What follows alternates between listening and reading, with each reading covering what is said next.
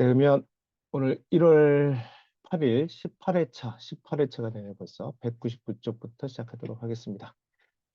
공유제 비극이죠. 예, 읽어보도록 하겠습니다. 지난주 기독교 민주연합이 이끄는 헬무트 콜 연립정부의 지도부와 야당인 사회민주당이 수개월에 걸친 논쟁 끝에 10,000명 신청 조건을 강화해 홍수처럼 밀려드는 경제 이민자의 물길을 되돌리기로 합의했다. 함께 공유하고 침식될 수 있는 환경에서 단계적 확대 혹은 단순한 성장만 나타날 때 공유주의 비극이란 덫이 출현한다. 생태학자 게릿 하디는 1968년 학술지에 기고한 논문에서 공유 시스템을 설명하며 공동 목초지를 첫 번째 사례로 들었다.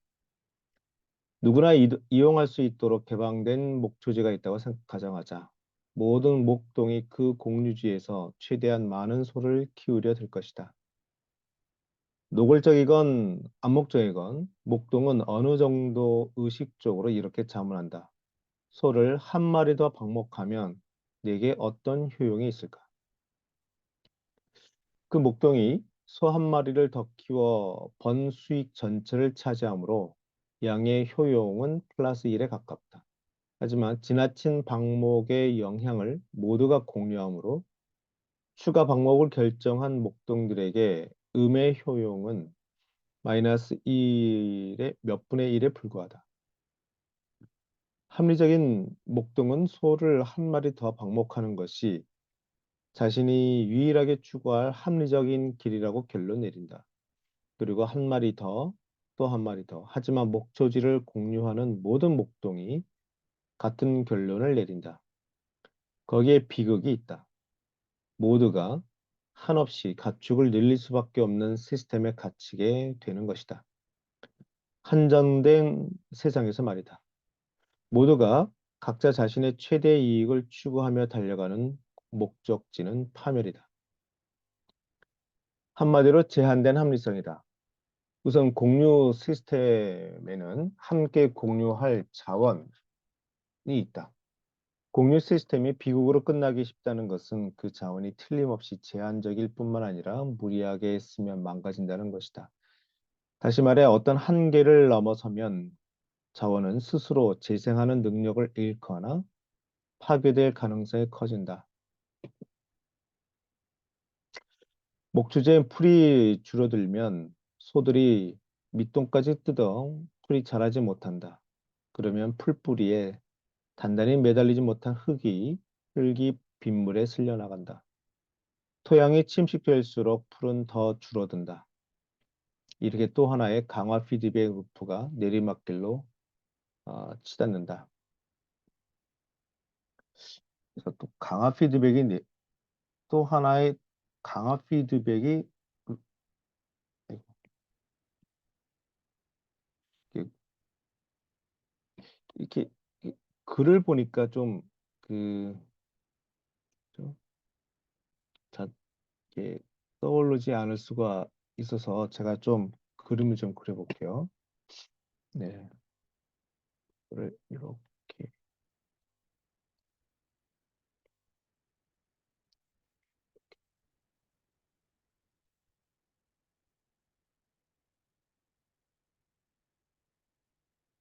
좀 더 가서 말씀드릴까요? 네, 이렇게 하죠. 네,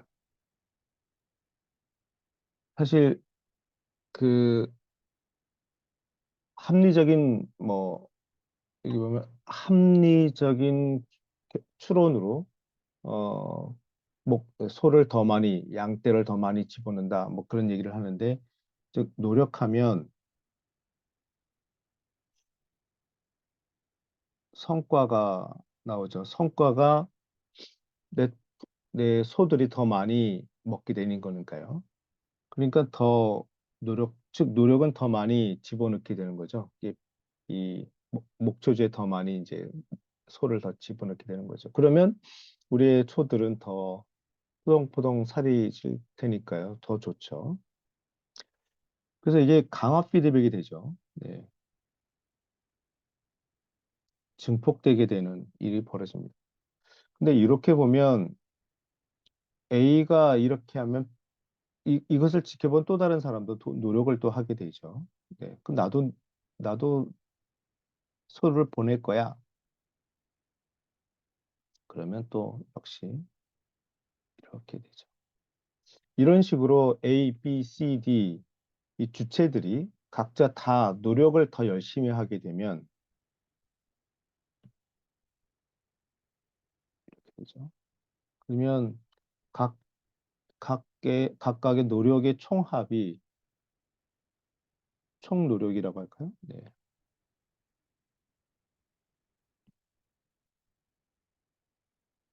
총 노력. 네. 총 노력의 총합이 점점 커지게 되죠. 그렇게 되면 어, 각자가 가져갈 수 있는 이득, 어, 각자의 이득이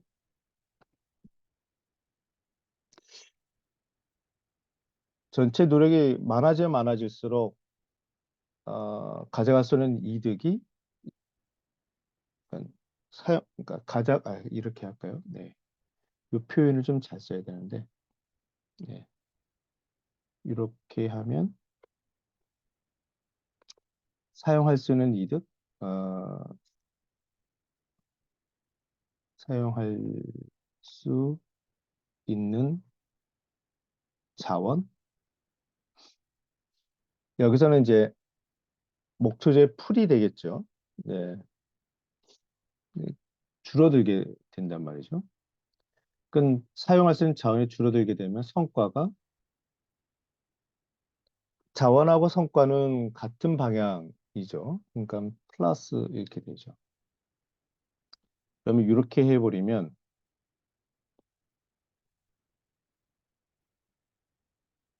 예, 뭘 이렇게 써야 되는데 이왕이면 예쁘게 하기 위해서 여기 이걸 제가 좀 바꿀게요. 방향을. 네. 이렇게 해서 짠. 네. 이렇게 플러스 이렇게 플러스 또 뿅, 뿅, 예. 이렇게 플러스 아지 뿅, 네. 이렇게 네. 그러면 이렇게 됐죠. 예.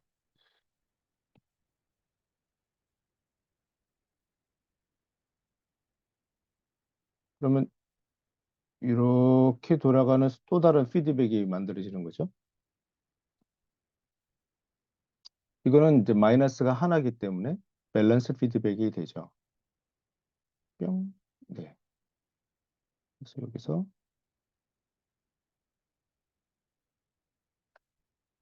마찬가지로 밑에서도 네, 이렇게 되는 거죠. 네. 그러면 얘는 또 이런 식의 크게 도는 피드백이 하나 만들어지죠. 이 피드백의 정체는 마이너스가 하나인 아,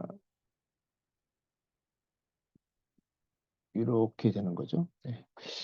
요 기호를 처음 보신 분들은 그냥 그러려니 좀 해주시고요. 그냥 따라와 주시면 됩니다.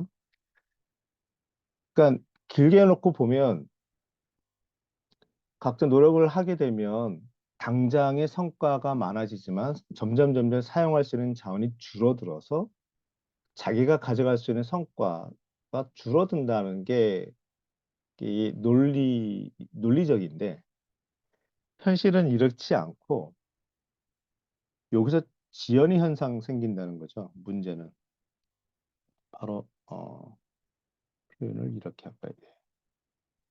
네. 여기서 뿅 네. 이렇게 요 짝대기 두 개가 지연 표시죠. 왜 저런 지연이 생기냐면 아이고 여기서 자원의 한계라고 쓰고 크기라고 읽어도 된단 말이죠.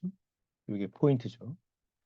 자원의 한계, 자원의 크기가 크면 클수록 사용할 수 있는 자원은 많아집니다. 그러니까 뭐 바다의 물고기 또는 목초지가 그러니까 목초지가 어마어마하게 크다면 양떼들이 양떼들이 소를 아무리 많이 갖다 풀어도 티가 안 나기 때문에 얼마든지 마음껏 풀초지를 뜯어먹게 할 수가 있는데 이 자원의 한계가 좀 작다면 예컨대 뭐 우리 동네 뒷동산이라면 소 몇 마리만 풀어도 금방 없어지잖아요. 즉 자원의 한계가 크면 클수록 사용할 수 있는 자원이 바로 없어지지는 않는다는 거죠. 바로 여기서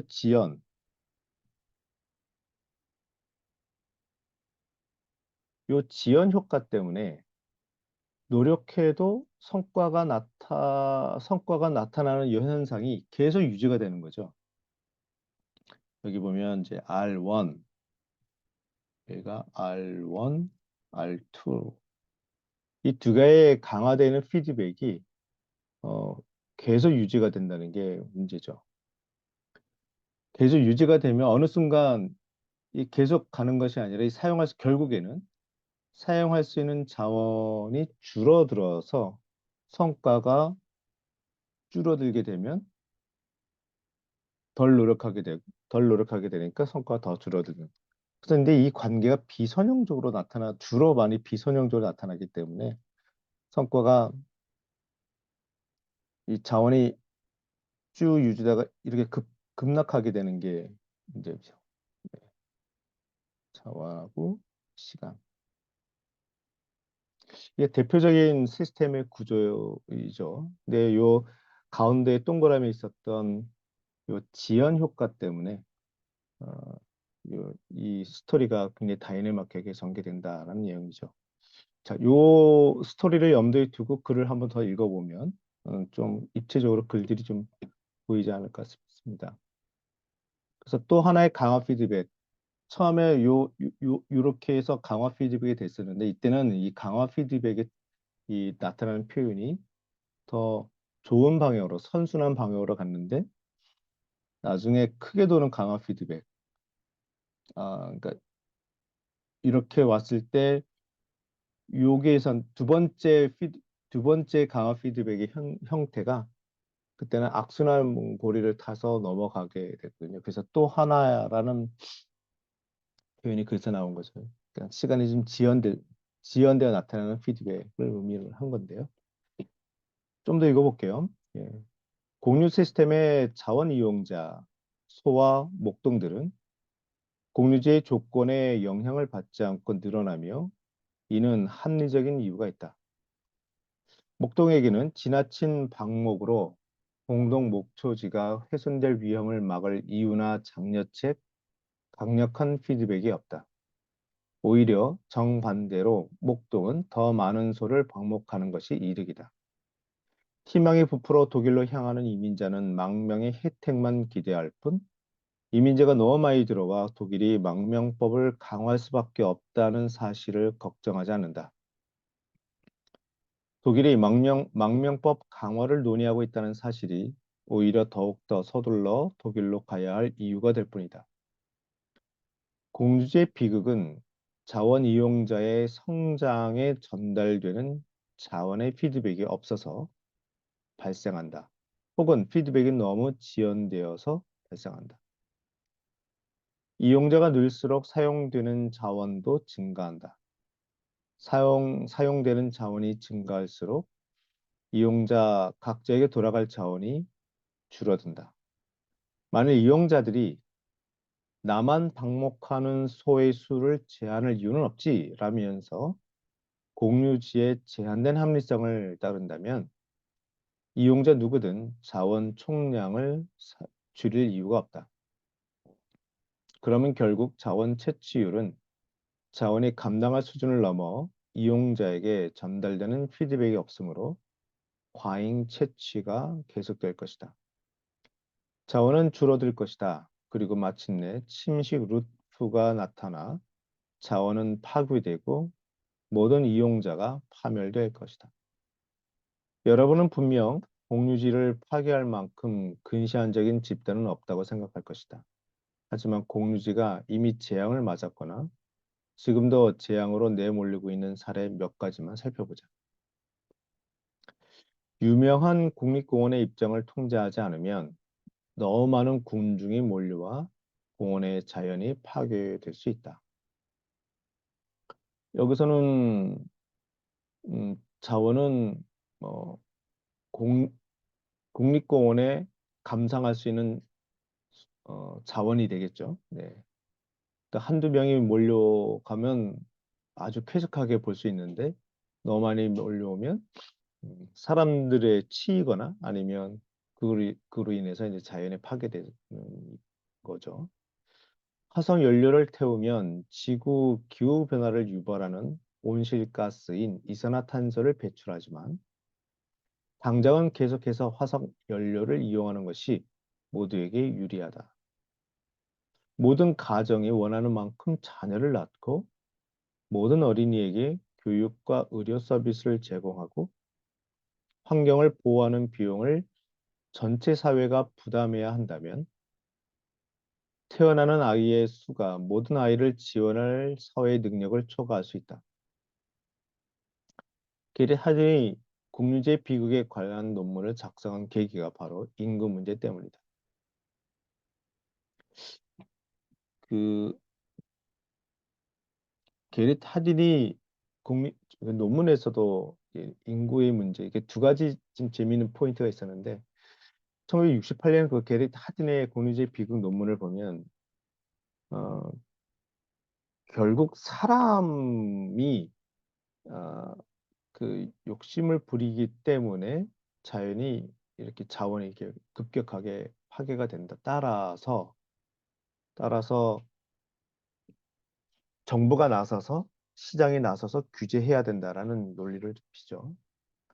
그러다가 이제 2009년인가요? 네, 엘리너 오스트롬이 그에 대한 반론을 제시하면서 새로운 이제 논의가 좀 되는데 그래서 사람이 문제다라는 그 얘기를 좀 하면서 했는데 결국 게리 하디는 나중에 자살하게 되죠. 근데 자살하게 된 원인은 자기 아내가 불치병에 걸려서 죽으니까 본인도 같이 죽었다는 얘기도 있고, 자기의 이론을 실천하기 위해서 죽었다는 얘기도 있고, 약간 그런 이야기가 좀 담겨져 있습니다. 자, 계속 읽어볼게요. 예. 이런 사례들은 이미 시스템 동물원에서 살펴본 구조, 즉 회복 가능한 자원의 과다 채취와 관련이 있다. 비극은 공유 자원 속에만 숨어 있는 것이 아니다. 공동으로 오염물질을 버리는 장소인 공유 싱크 속에서도 비극이 도사리고 있다. 음, 싱크라는 단어가 나왔죠. 이게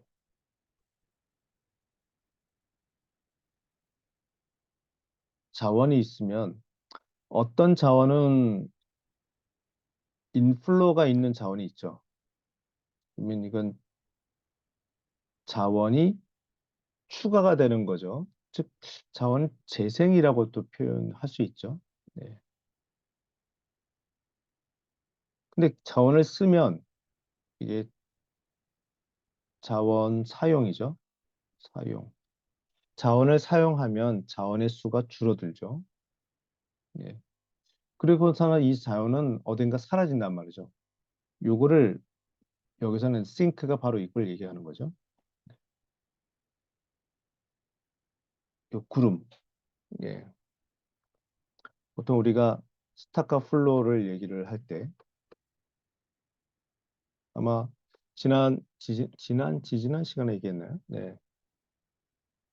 스타 플로우,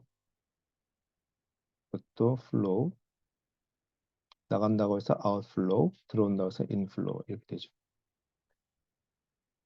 이 구름, 인플로 쪽에서도 구름이 있고 아웃플로에서도 구름이 있는데 인플로에서 구름은 어디선가 온다 이거죠. 예, 들어오는 것은 요거요. 예. 어디선가 들어오는데 어디서 들어온지 내가 관심 없다는 뜻이고요. 그다음에 아웃플로의 구름은 이게 어디로 흘러갈 텐데 어디로 흘러가는지는 관심 없다. 즉, 이 클라우드에 해당되는 이, 이거, 해당되는 이야기를 우리 책에서는 뭐요? 네. I don't care. 이거 I don't 자를 왜 저렇게 썼어? 네. I don't care라고도 표현을 했었어요. 요 구름들을. 네, 좀 더 얘기하면 이제 이쪽은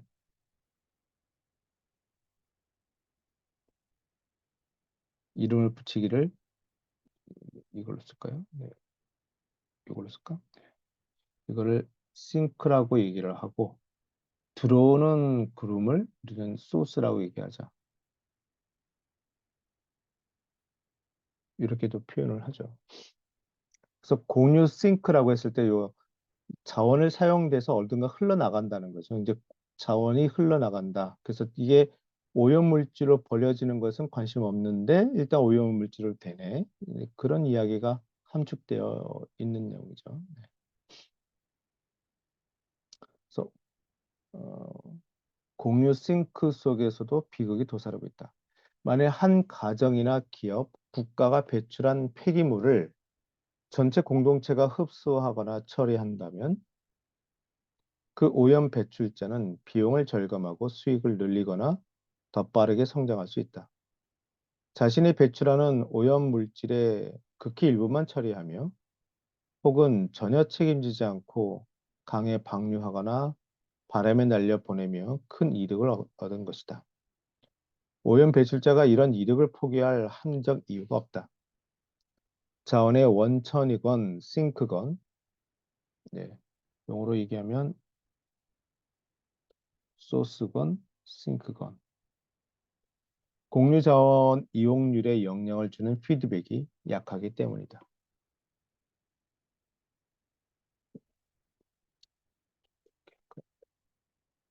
공유지를 이기적으로 사용한 사람들의 논리가 쉽게 이해되지 않는다면 여러분 스스로 대기 오염을 줄이기 위해 얼마나 자주 카풀을 했는지 자신의 어지럽힌 곳을 항상 깨끗이 치웠는지 자문해 보라.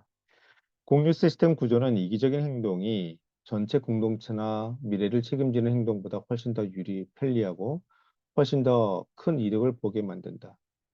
공유지의 비극을 피하는 세 가지 방법이 있다. 교육과 훈계, 음, 공유지를 무분별하게 사용하면 어떤 결과가 빚어지는지 교육하라. 도덕성에 호소하라. 절제하도록 설득하라. 따르지 않으면 사회적 비난이나 영원한 고통에서 벗어날 수 없다고 경고하라. 공유지의 사유화. 공유지를 나누어 각자 행동에 따른 결과를 스스로 책임지게 하라. 누군가 절제력을 잃고 개인 자원을 함부로 쓴다면 당사자만 피해를 보고 다른 사람들은 피해를 보지 않을 것이다. 공유주의 규제, 게릿 하딘이 상호 강제, 상호 합의라고 직설적으로 표현한 방법이다. 특정 행위를 전면적으로 금지하고 할당제, 인가제, 과세, 장려채까지 다양한 방식으로 규제할 수 있다. 규제가 효과를 거두려면 감시와 처벌이 따라야 한다. 음,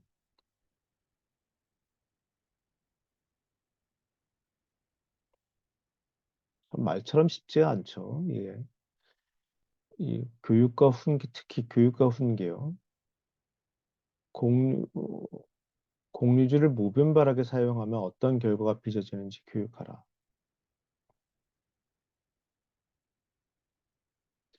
네, 지금 여러 가지 이제 상념이 들게 만드는 내용이라서 제가 잠깐 좀 멈추게 됐는데요. 좀 더 읽어볼게요. 네. 첫 번째 해결책인 훈계, 공유 자원이 위협받지 않도록 도덕적 압력을 가해 공유지 이용을 제한하는 방법이다. 도덕적 압력, 도덕적 압력. 두 번째 사유화는 자원 상태와 자원 이용자 사이에 직접적인 피드백을 연결해 의사결정에 따른 손익이 당사자에게 직접 돌아가도록 만드는 방법이다. 그래도 계속해서 자원을 남용하는 사람은 무지하거나 불합리한 사람이다. 음, 세 번째 규제는 규제자를 통해 자원 상태와 자원 이용자를 간접적으로 피드백으로 연결하는 방법이다. 이 피드백이 제대로 작동하려면 규제자가 공유제의 상태를 제대로 감시하고 해석할 수 있는 전문 지식과 효과적인 억제 수단을 갖춰야 하며 전체 공동체의 복지를 염두에 두어야 한다.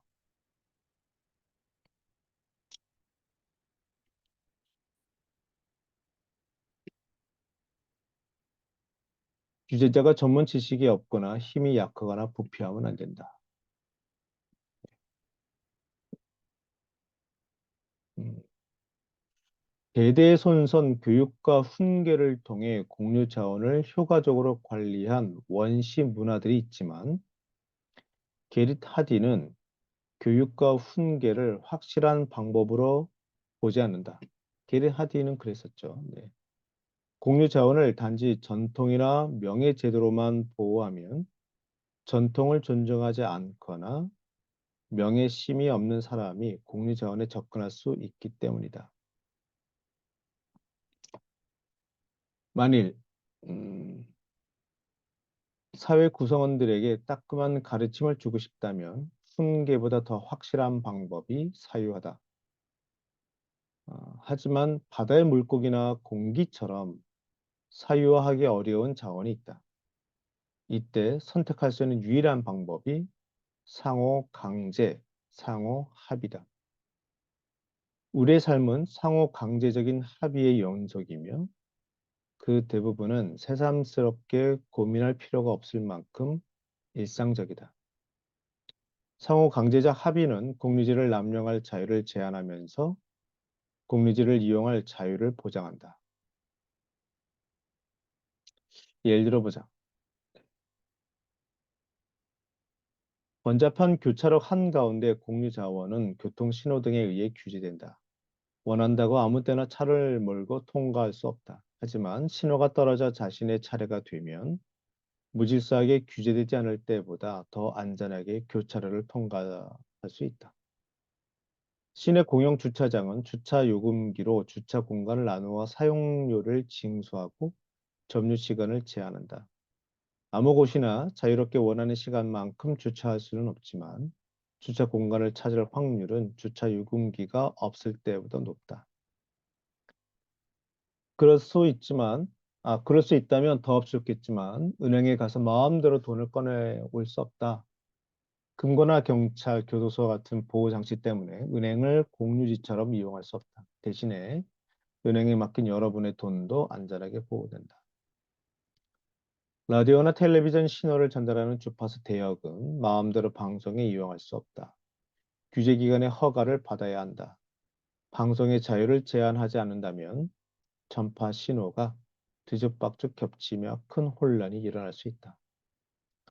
쓰레기를 처리하는 비용이 증가하며 많은 도시가 쓰레기 배출량에 따라 가정의 쓰레기 처리비를 부과할 수 있다. 공유 시스템이 사용료를 부과하며 규제하는 시스템으로 바뀌는 것이다.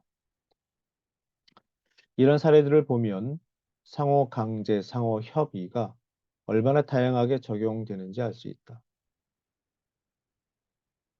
교통신호등은 공유지 접근권을 차례대로 분배한다.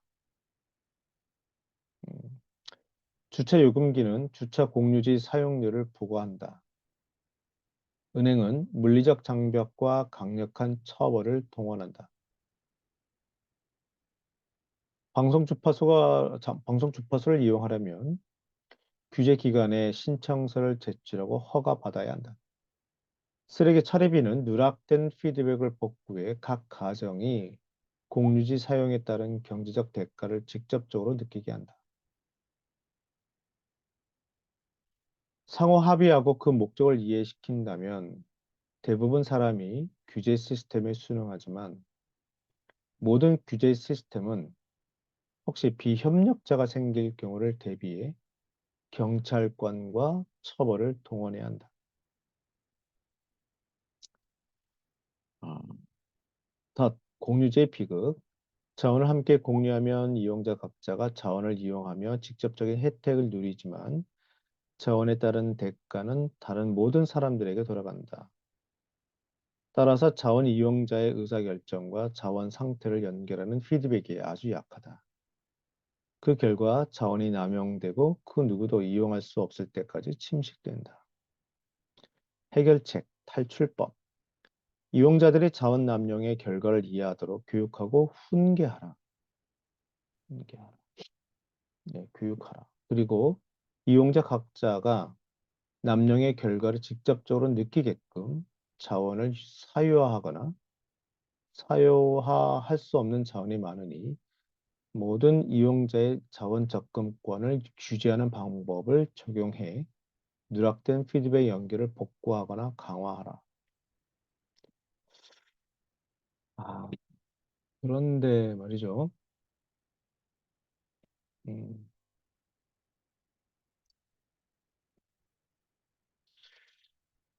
이, 이것도 한번 좀 같이 한번 메모해 주시겠어요? 네. 그러니까 제가 이제 강의를 할 때 특히 이제 공유제 비극을 드라마틱하게 표현할 수 있는 게임이 바로 이제 피셔의 게임, 물고기 잡는 게임인데, 굉장히 시스템 다이내믹스에서도 굉장히 오래된 비어 게임 다음으로 만들어진 게임이니까 오래됐어요. 역사 전통이. 네. 그래서 저도 이걸 많이 얘기를 하는데요. 어, 이것은 제가 만든 강의 아니에요. 근데 괜찮은 것 같아서 소개를 좀 드릴게요. 일단 공유제 특징은 누구나 사용할 수가 있다는 거고요. 예, 우리 마을의 목초지, 바다의 물고기 마찬가지죠. 사용할수록 나에게 돌아오는 이득이 당장 생깁니다. 예, 당장 생긴다는 게 중요하죠. 그리고 이런 식으로 모두가 사용하면 언젠가 문제가 발생한다는 것을 머리로 안다. 알고 있어요. 이제 이렇게 모두 다 달려들면 망한다는 거 알고 있는데 문제는 바로 나타나지 않는다는 거거든요. 예.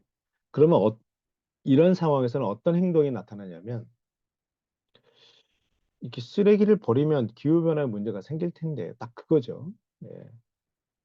근데 한번 버려버리면 그렇다고 해서 내일 당장 문제가 발생하지 않거든요. 아주 묘한 일들이 벌어져요, 이때부터. 그래서 이러면 안 될 텐데 하면서 슬쩍 해버리면 세상이 무너지지 않는단 말이에요. 네.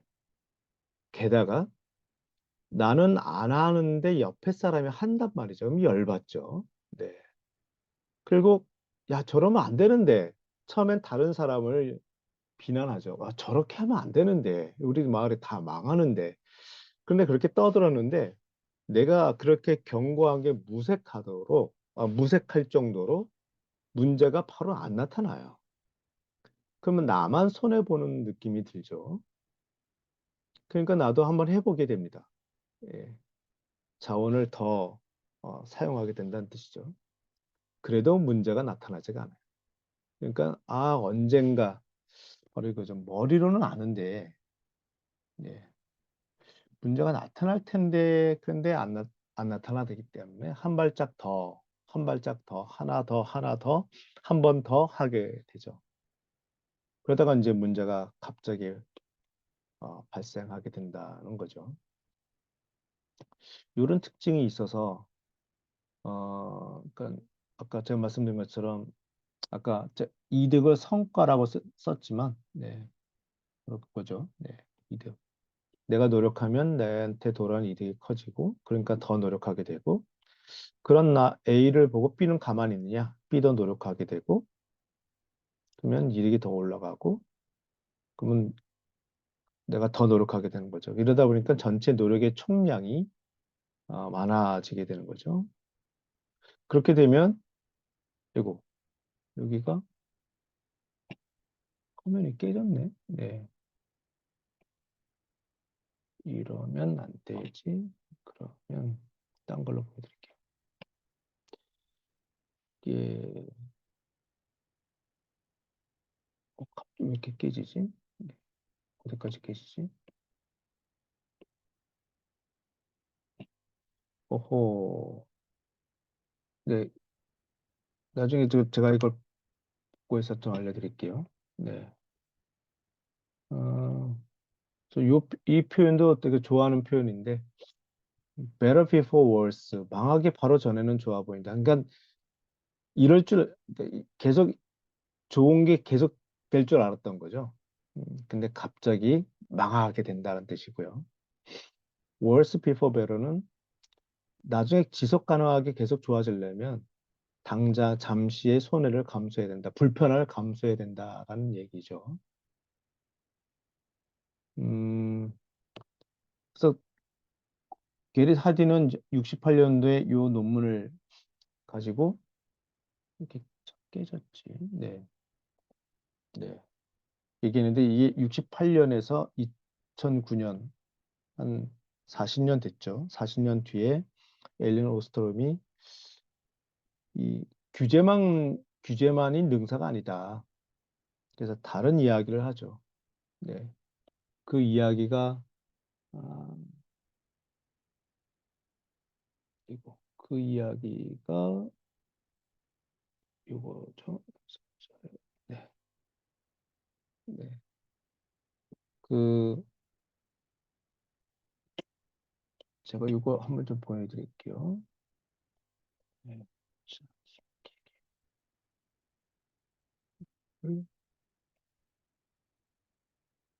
짜잔. 제가 이거를 채팅창으로 한번 보내드릴게요. 한번 보세요. 이거 썩 괜찮습니다. 좀 채팅이 여기 있다. 짜잔.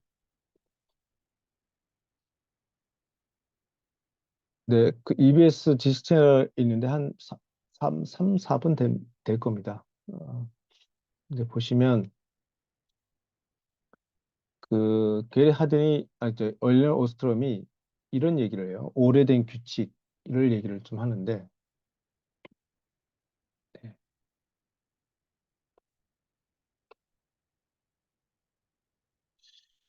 이거를 강조해. 어떤 공동체에서는 규제 없이 공유지가 잘 관리가 되더라. 라고 한 것을 발견한 거죠. 엘린 오스트롬이. 바로 왜 그쪽 공동체는 규제 없이 잘 관리가 되느냐. 바로 오래된 규칙을 잘 따르고 있었더라.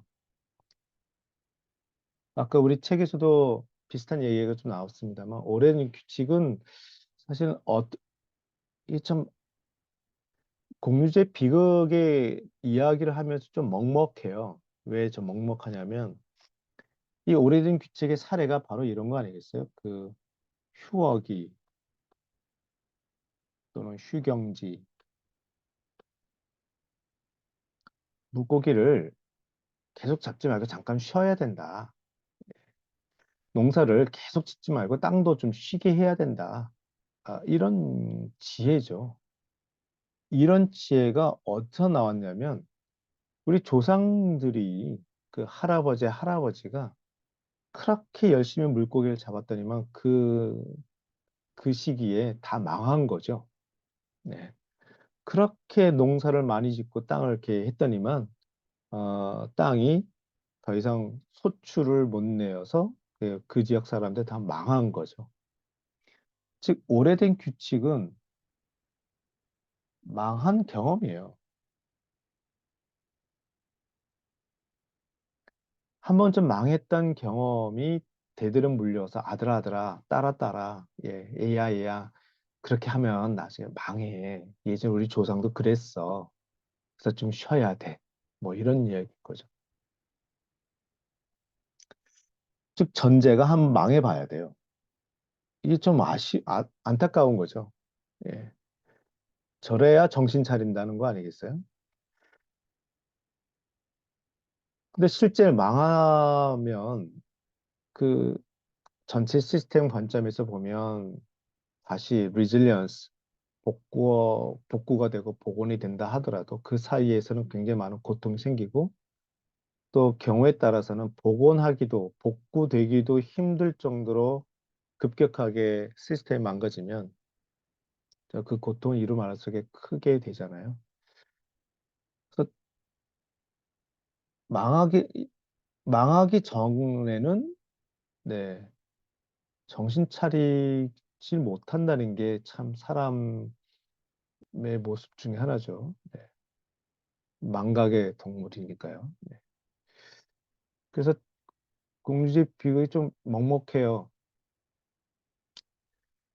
그래서 제가 이 얘기를 좀 많이 하는데, 어, 아까 뭐, 도덕성의 호소하라. 글쎄요. 도덕성의 호소 안 될 거예요. 네. 그래서 이 공동체가 이 공동체의 지혜로 유지될 수밖에 없을 것 같은데, 그것도 아마 한계가 있을 거예요. 근데 지금 보여드리는 요 다큐멘터리들은 상당히 좀 괜찮아서 교육용으로도 제가 많이 추천을 하고 있습니다. 그래서 꼭 메모해 주시면 나중에 제가 그 채팅창에도 우리 홈페이지에 좀 올려드리긴 할 텐데요. 네. 그래서 제가 얻었던 결론은 사람들 한번 망해봐야 되는데 그렇다 실제로 망할 수는 없고 그래서 간접적으로 망해보는 경험.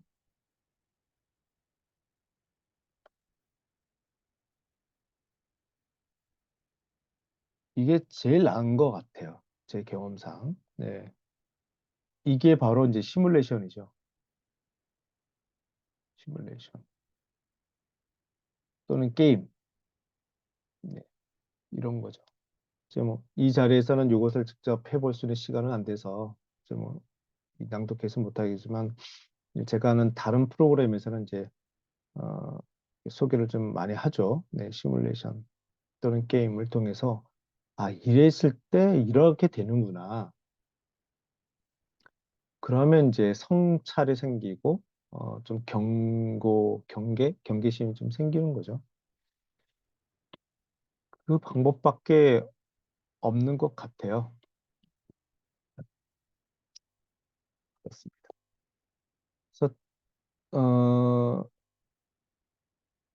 그 이야기를 우리 그 도넬라 메도즈 이 여사도 알 텐데, 어, 제가 생각하는 것보다 좀 시원한 이야기를 못 해주시는 것 같아서, 그건 좀 제가 갈증이 좀 생기네요. 네. 자, 이렇게 해서 공유제 비극은 끝났고요.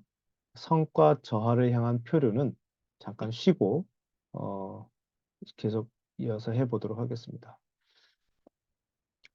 현재 56, 이거 제가 이제 이야기를 하다 보니까 이렇게 늦게 됐네요. 자, 그러면 2부 순서 진행하도록 할게요. 제 성과 저하를 향한 표류, drift to low performance.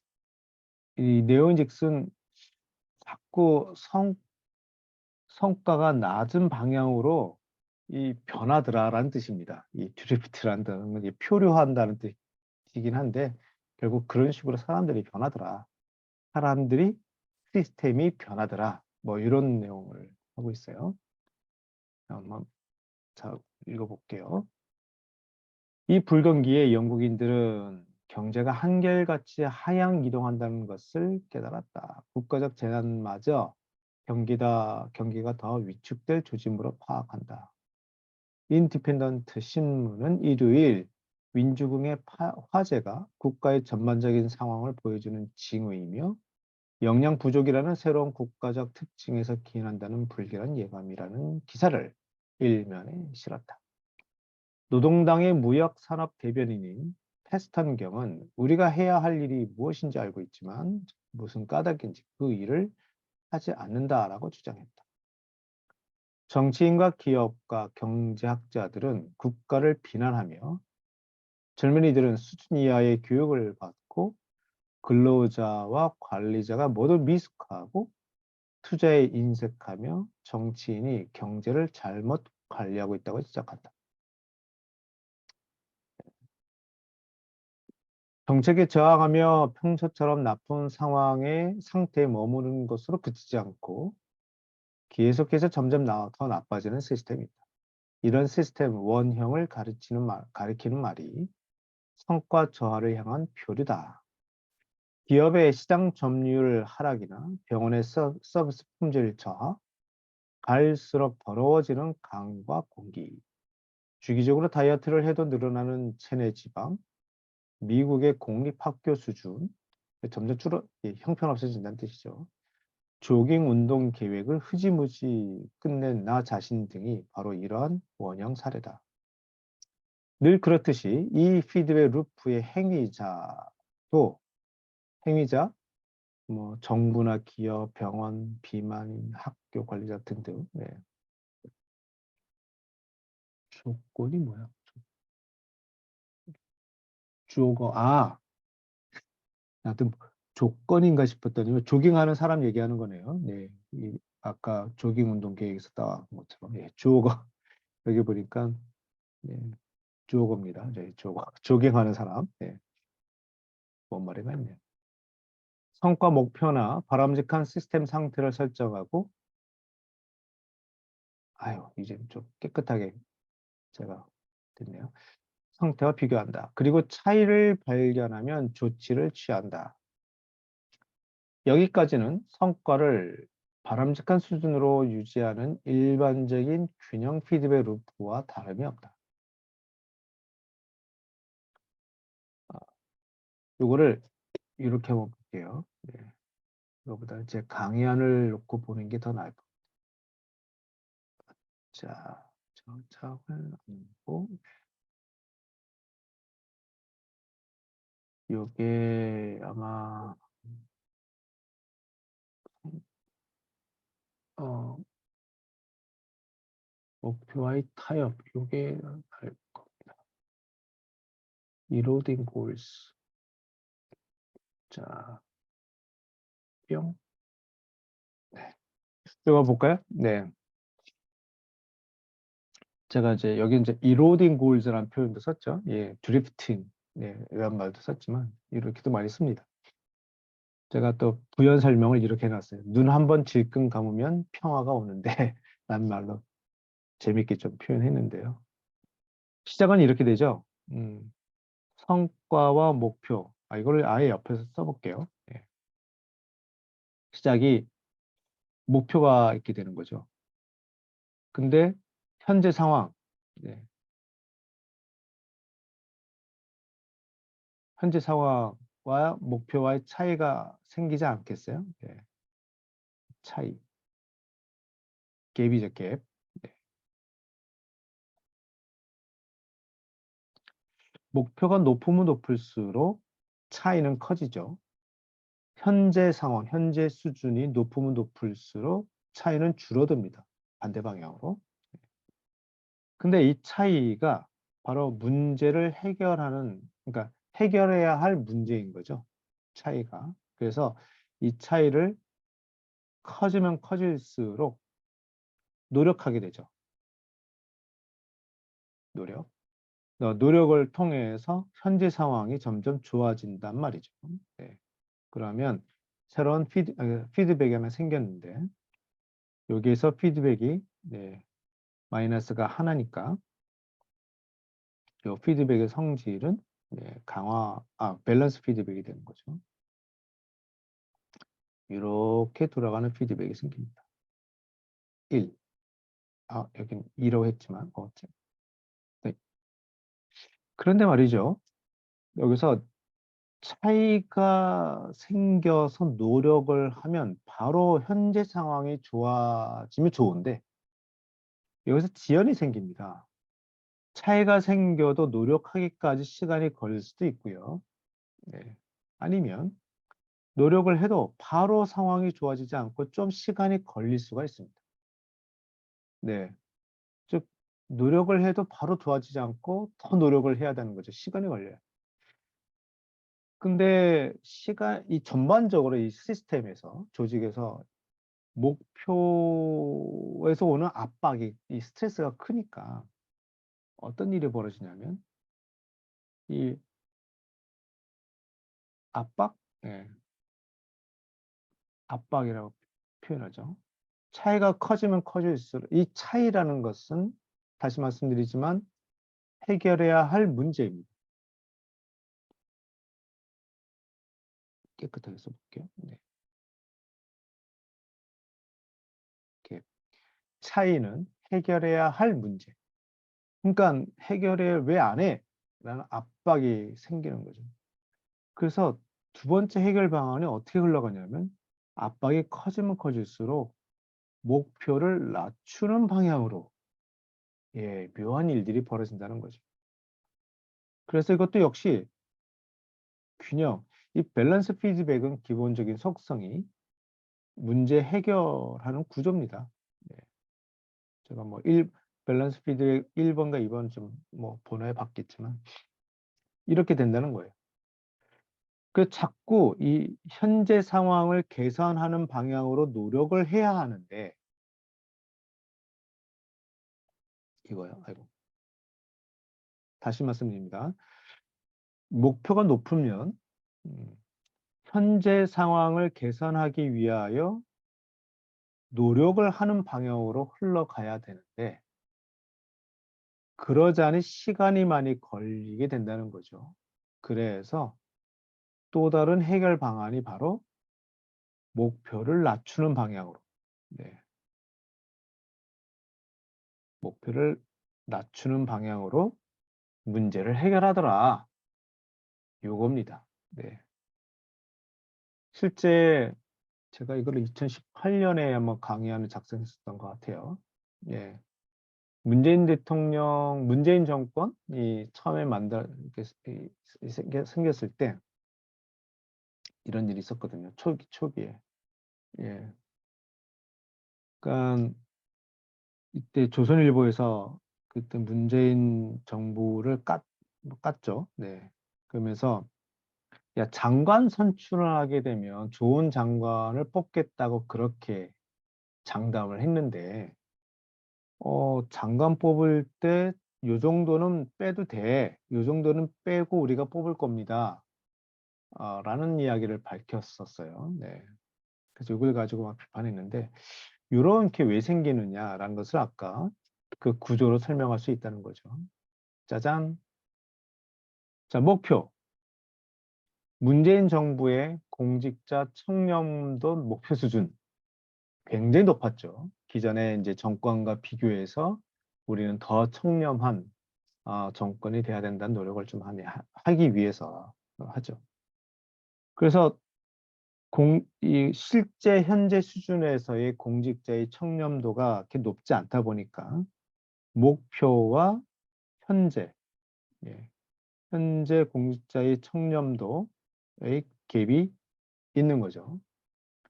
그러면 어떻게 해야 되겠습니까? 노력해야죠. 청렴한 공직자를 찾는 노력을 해야 되는데, 아이, 찾아봐도 잘 없네. 이거죠. 지연이 걸려요. 네. 자꾸 찾아도 잘 안 찾아진다는 뜻이죠. 참 아픈 현실이에요. 네. 그러니까 어떻게 합니까? 예, 압박을 받게 된다는 거 아니겠어요? 그래서 어떻게? 네. 목표 수준 자체를 낮추게 하는 그런 의사결정을 하게 되더라. 예, 요런 스토리가 있습니다. 네. 그래서 제가 말씀드렸던 요 스토리 라인을 염두에 두시고 한번 계속 읽어보도록 할게요. 뿅, 뿅. 이건가? 2번. 네, 맞습니다.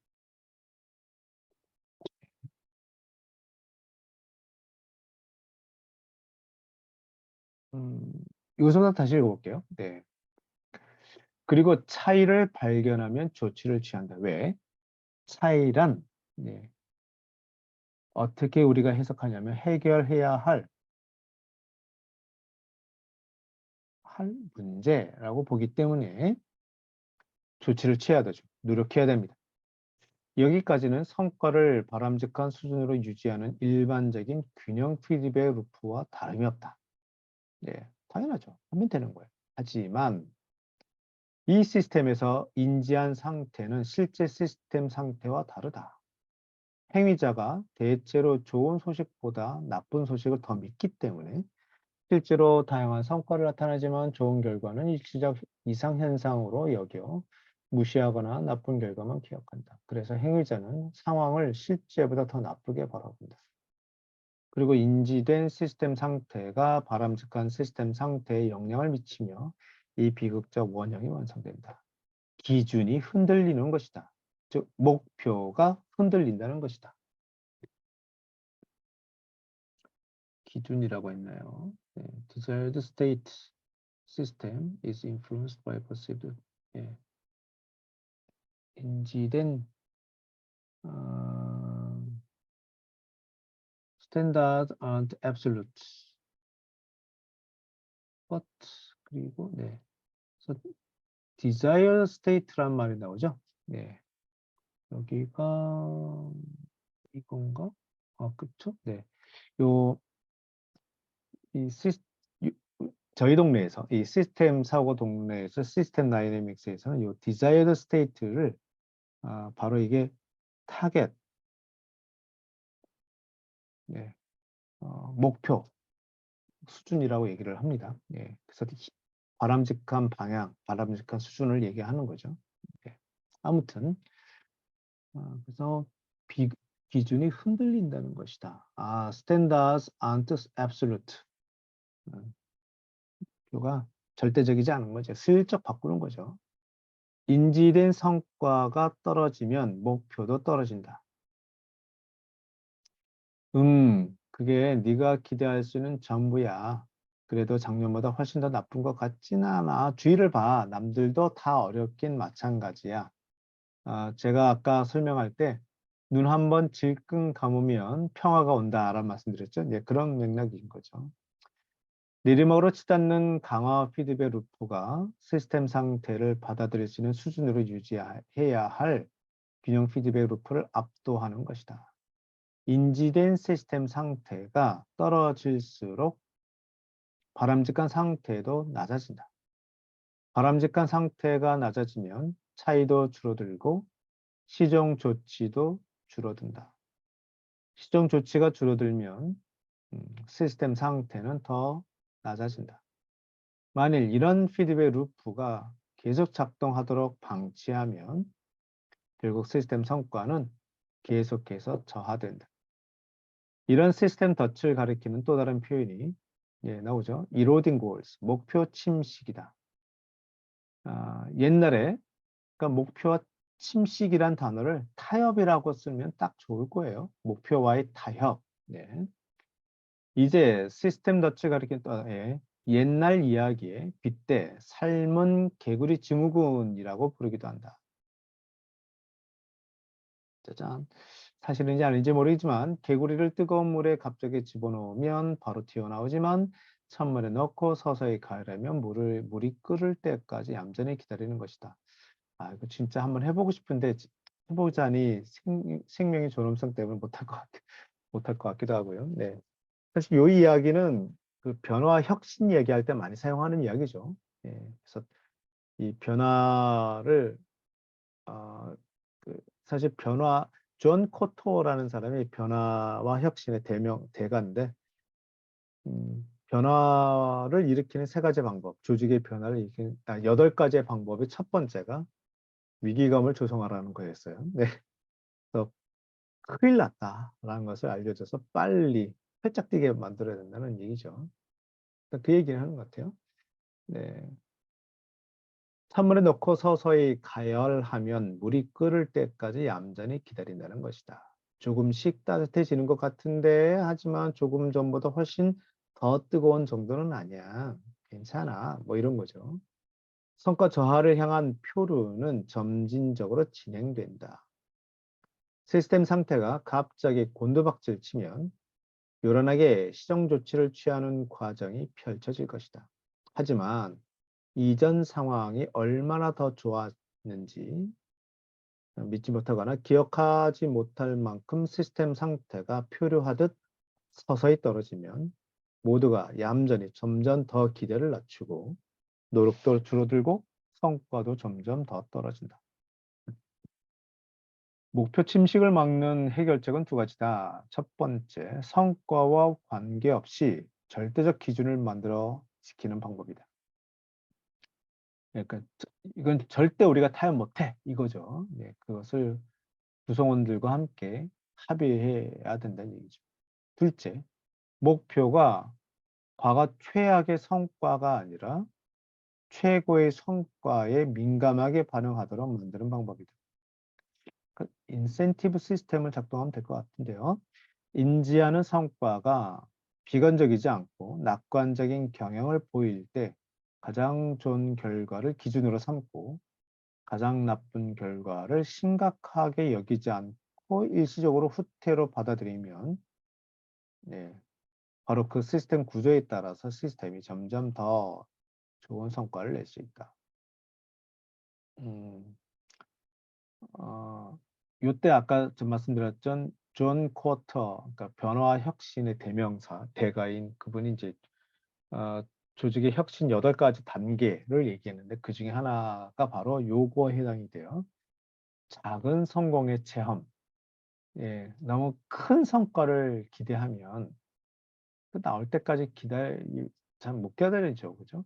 못 기다리기 때문에 자잘한 성과를 통해서 성공의 맛을 갖게 해야 된다라는 얘기가 나와요. 예, 작은 성공의 체험. 아유, 관련돼서 같은 맥락이네요. 상황이 나빠질수록 내가 상황을 더 나쁘게 만들 거야 라는 하강 강화 루프가 상황이 좋아질수록 내가 더 열심히 노력해서 상황을 더 좋게 만들 거야 라는 상향 선순환, 네, 강화 루프로 바뀌게 된다. 내가 이런 교훈을 가슴에 새기고 조깅 운동을 했다면 지금쯤 마라톤을 뛰고 있을 것이다.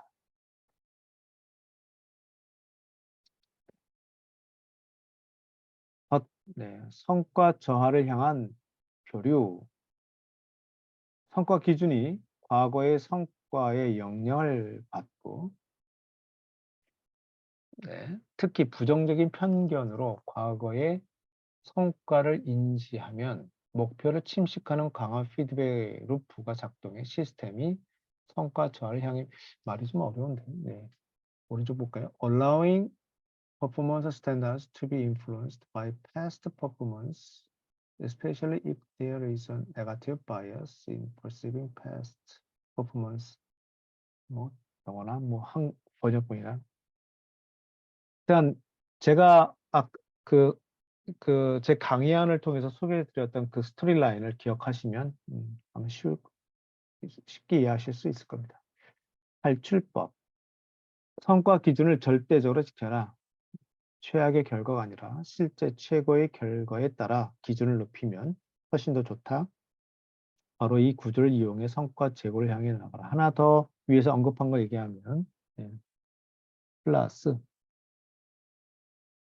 작은 성공의 체험.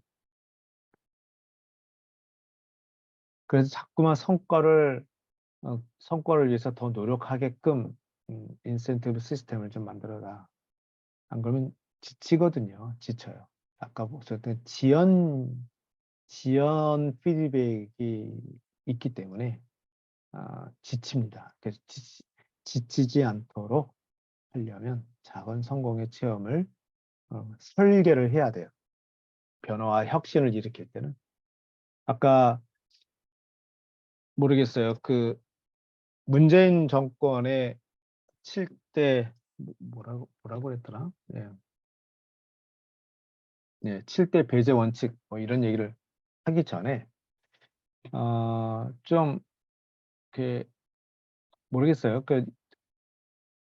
제 표현들을 그대로 적용한다면 어, 뭐 그렇게 민감한 자리가 아닌 쉬운 장관부터 괜찮은 사람을 꽂아두면서 우리가 이렇게 말이죠. 우리가 이렇게 노력하고 있습니다. 국민 여러분 좀 더 기다려 주세요. 뭐라든가 뭐 이런 식으로 했어야 되지 않았을까? 뭐 그런 생각이 듭니다. 자, 그다음에 단계적 확대가 나오네요.